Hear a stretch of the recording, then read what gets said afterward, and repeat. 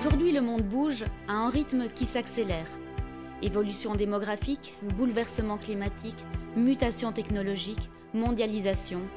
Nous vivons dans un monde où les nouvelles technologies bouleversent nos comportements. Nous partageons en temps réel, sur tous les médias sociaux, nos commentaires, messages, photos, vidéos. Les informations se répandent à une vitesse phénoménale. Nous consommons différemment. E-commerce, éco-consommation, consommation en réseau. Les consommateurs sont aujourd'hui en médias à part entière. Dans ce monde où les innovations sont de plus en plus rapides, les métiers évoluent. Ils prennent davantage la forme de services individualisés.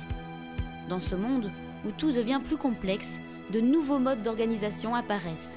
Créer, vendre, produire n'est plus l'affaire d'un seul homme, c'est le travail d'un réseau où chacun s'implique dans un projet. Plus qu'une rupture ou une évolution, il y a là pour les entreprises une réelle opportunité de repenser leur mode de fonctionnement.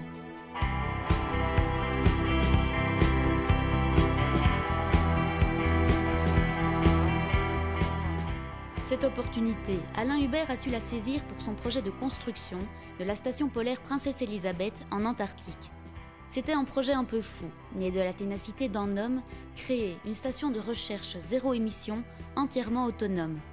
Si au départ, l'aventurier belge était seul pour porter le projet, il est parvenu à mobiliser tout un réseau.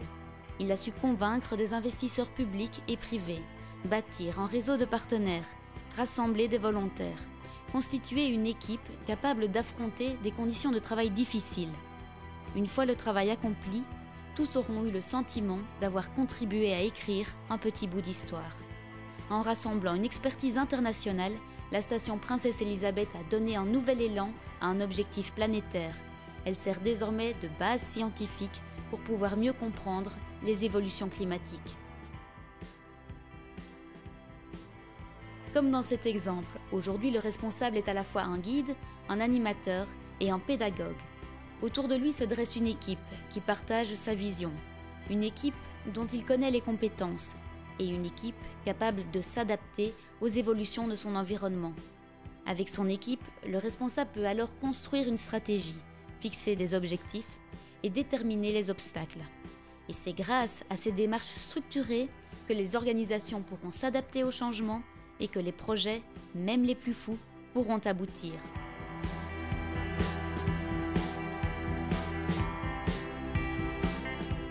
Loin des modes d'organisation traditionnels, il ne s'agit aujourd'hui plus de commander, mais de participer. Parce que l'essentiel dans un nouveau projet est d'arriver à ce que chaque membre du groupe soit solidaire, le responsable doit permettre à chacun de comprendre les objectifs, de les intégrer et d'être capable de travailler de manière autonome.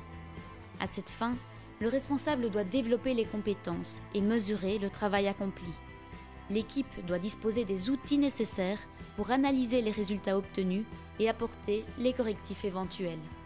Et parce que chaque nouvelle aventure demande une approche différente, une nouvelle organisation, de nouvelles techniques, les compétences des individus doivent être actualisées en permanence à travers des formations.